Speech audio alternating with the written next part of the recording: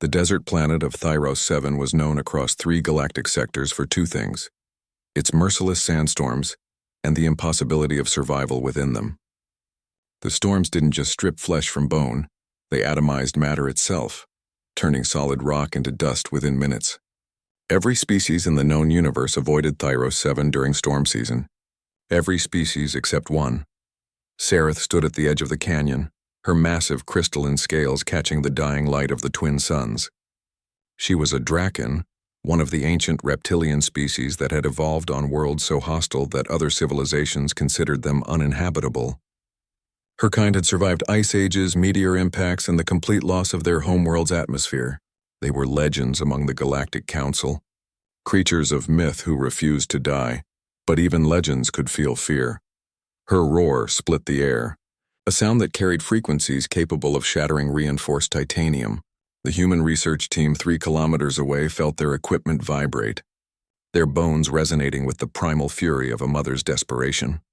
Dr. Elena Vasquez dropped her data tablet, her hands trembling as she recognized that sound from the xenobiology archives. "That's a distress call," she whispered. "Something's wrong." The sandstorm had come without warning, as they always did on Thyros 7. One moment the sky was clear. The next, a wall of abrading death was sweeping across the desert. Kale, Sareth's hatchling, barely 3 months old and still learning to regulate his internal temperature, had been exploring a dried riverbed when the storm struck. One moment he was there, his small chirps of curiosity reaching her ears. The next he was gone, swallowed by a maelstrom that could strip a starship's hull in seconds. Sareth didn't hesitate. While other species would have mourned and moved on, accepting the inevitable, she launched herself into the storm. The human team watched in horror and awe as their sensors tracked her biosignature, disappearing into the crimson chaos. The storm was registering wind speeds of over 400 kilometers per hour, with sand particles moving fast enough to punch through durasteel plating. The temperature inside fluctuated wildly from 200 degrees Celsius to -50 in the span of seconds. It was a death sentence for any known form of life. "She's insane," breathed Lieutenant Morrison, the team's military liaison. "Nothing survives in there. We've lost 3 probes already." But Dr. Vasquez was studying the readings more carefully. "Look at her core temperature," she said, pointing to the screen. "It's rising.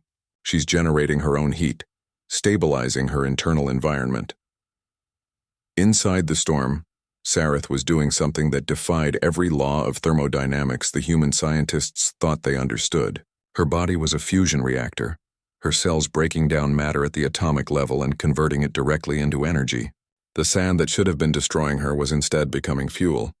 She was literally eating the storm from the inside, but that wasn't what made the humans watching fall silent in reverence. Sareth was using echolocation, but not the simple sonar that Earth's dolphins used. Her roars were generating quantum-entangled sound waves, creating a 3-dimensional map that updated in real time despite the chaos around her.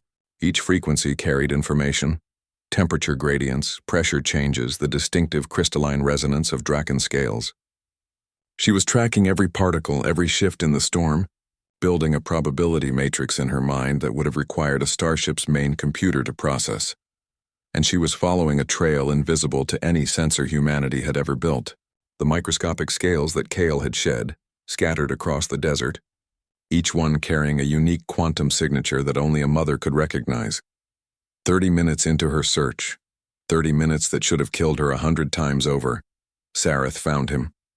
Kyle was wedged in a crevice, his small body curled tight, his emergency heat bladders depleted. He was dying, his core temperature dropping toward the threshold from which even a Draken couldn't recover. What Sareth did next would be studied by xenobiologists for generations. She coiled her massive body around the crevice, creating a biological pressure vessel. Then she did something that contradicted every understanding of Draken physiology. She began to cool herself down, transferring her thermal energy directly to Kale through a process that seemed to violate the second law of thermodynamics. She was choosing to freeze so her child could live, deliberately lowering her own core temperature to dangerous levels while the storm raged around them both. The human sensors went wild. Energy readings spiked, then plummeted. Gravitational anomalies appeared and disappeared. Dr. Vasquez realized they weren't just witnessing parental sacrifice. They We're watching something that challenged their fundamental understanding of physics, and she's manipulating space-time at the quantum level, Vasquez whispered, creating a localized field that allows direct energy transfer without entropy loss. That's impossible. Apparently not, Morrison replied, his voice filled with something like religious awe. For 2 hours, Sareth held that position. The storm battered her exposed back, stripping away layers of her crystalline armor that had taken decades to grow. Her roars became weaker, more strained. The humans watched helplessly, unable to intervene, barely able to maintain their own shields against the storm's peripheral effects. Then, just as suddenly as it had begun, the storm passed. When the air cleared, Sareth emerged from the crevice, Kale cradled in her claws. The hatchling was alive, chirping softly, his body temperature stable. Sareth's scales were dulled, scarred, several of her dorsal spines broken. She should have been dead.